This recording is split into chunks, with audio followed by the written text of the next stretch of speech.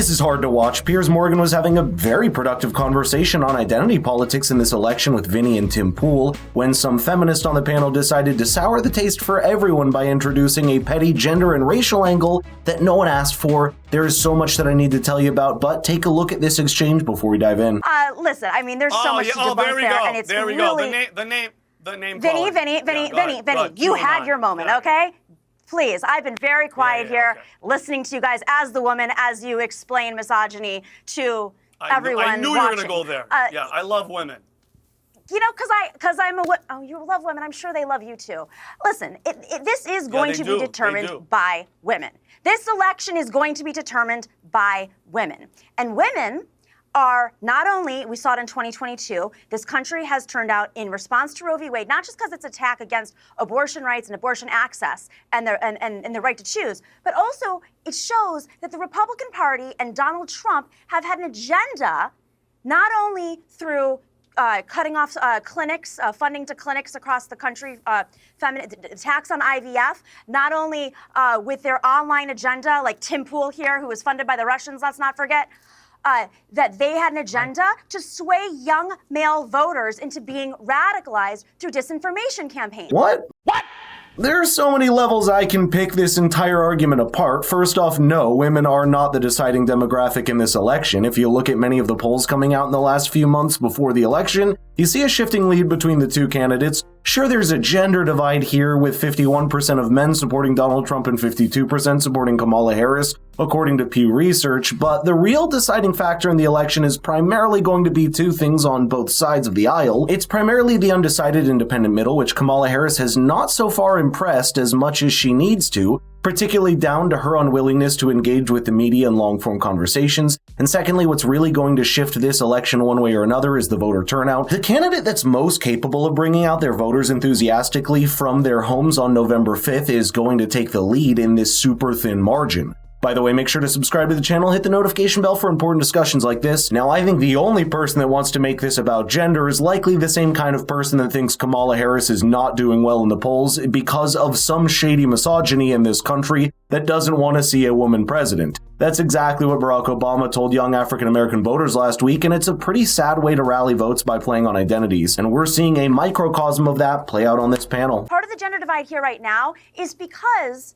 folks like Tim Pool and others who once said that they were Bernie Sanders supporters, who I worked for, were suddenly pulling people away and pulling young men away and radicalizing them. So I think we have a problem with young men right now, and that they don't respect women, as you're seeing with Vinny. They don't respect facts. They don't read newspapers. They don't understand polls. They don't understand misogyny. They don't understand people of color. And they don't understand that that immigration bill was blocked. And you know what, by Donald Trump and his Republicans. Namiki, I'll come to Tim for a response, but Namiki, what you may not understand is it's precisely that attitude towards younger men that is driving them to Donald Trump. And I think the election in the end will not be won with women, it will be won with men. And interestingly, increasing numbers of Black American men and Latino American men. So Tim Pool, can I just challenge that for a second? You can challenge it, Men don't turn out at the same rates as women. It's really important.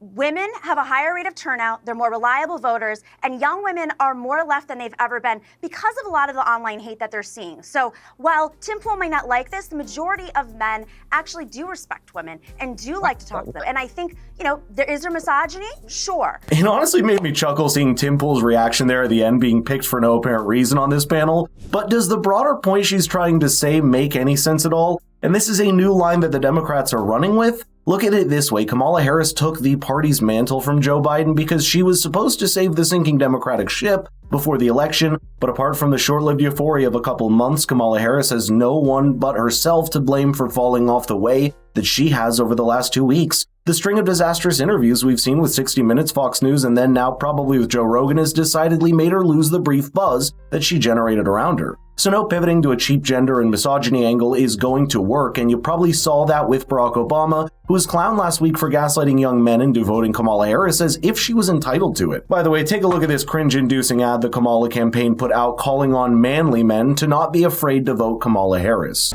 I'm a man. I'm a man. I'm a man, man. And I'm man enough. I'm man enough to enjoy a barrel-proof bourbon. Neat. Man enough to cook my steak rare. Man enough to deadlift 500, then braid the out of my daughter's hair. You think I'm afraid to rebuild a carburetor? I eat carburetors for breakfast. I ain't afraid of bears. That's what bear hugs are for. I'll tell you another thing I sure am not afraid of. Women. I'm not afraid of women. I'm not afraid of women. They want to control their bodies? I say go for it. They want to use IVF to start a family?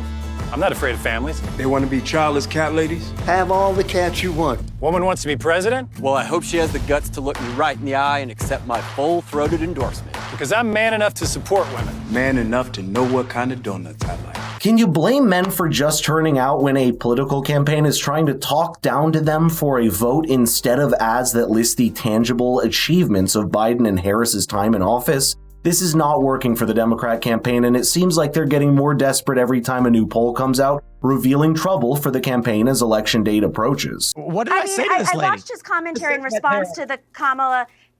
This lady, I have a name, Tim. I've called you your name. You can call me my name. My name's Nomiki Konst. I'm well known. I'm on the internet. You've commented about me before as this lady. So, Tim, I saw your commentary about the manliness ad, and you said that that wasn't manly. I don't think that men should be looking to other men to see what's manly. I mean, most heterosexual men want to persuade women because it's part of their, it's how they live, right? Tim Pool, I'm just questioning why you're defining masculinity. All right, and let women Tim aren't, Pool. because Okay, we're the ones. Well, it's interesting that you think you should be able to define masculinity, but he can't. Tim Pool, your response? I don't know why this lady keeps saying my name. I didn't say anything to her. I think I started this off by saying I agree with the left position that there is an inherent sexism problem in this country. That actually, I'm hearing this from some of the reporters that we have on the street, that there are young men, when asked why they wouldn't support Kamala Harris, they give no reason other than she's just a woman. So I certainly understand why the Harris campaign, Tim Walz and Harris, and their supporters are making videos trying to tell men, here's how you can be masculine. Not just that, I think Bill Maher has pointed this out as well recently. It's that over the last few years, there have been somewhat of a masculine resurgence among young men across the world as a reaction to the feminist demonization of men and masculinity over the last several decades. And that cultural tide is helping Donald Trump because, for better or for worse, Trump is seen as a masculine figure by these disenfranchised young men that they want in office as a response, and the kind of ads the Kamala campaign is putting out, the tone-deaf lectures that Obama's giving, or even the victim card that this panelist is playing is just not going to work with young men anymore. You have to meet them where they are, because decades of gaslighting for their gender as being participants in some sort of broad male patriarchy has led them to distrust the very messaging that you're seeing coming from the Democratic Party today to court them back. It depends on who you're trying to target.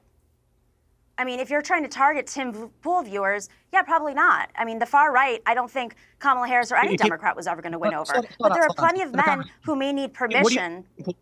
What do you mean a Tim Pool viewer? Well, I mean, you have an audience, and the audience is far right, and over somebody who thinks 90% male. So you're saying that you think my audience that agrees with me that there's inherent sexism in this country and racism, and that creates a barrier for Kamala Harris, those are the viewers you're talking about?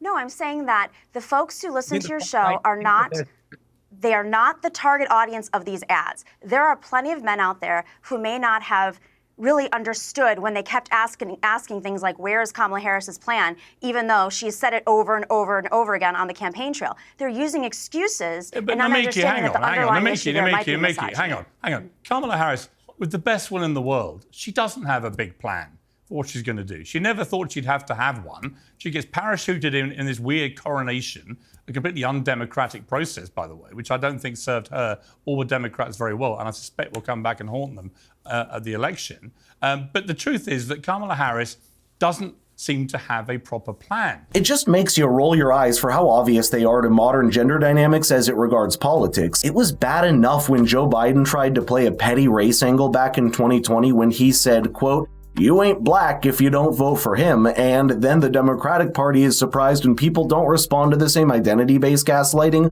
when it comes to gender today. But let me know in the comments if you agree, and share this video with people that need to hear this before November 5th, and anything beyond that, we'll have to wait to see until after the election.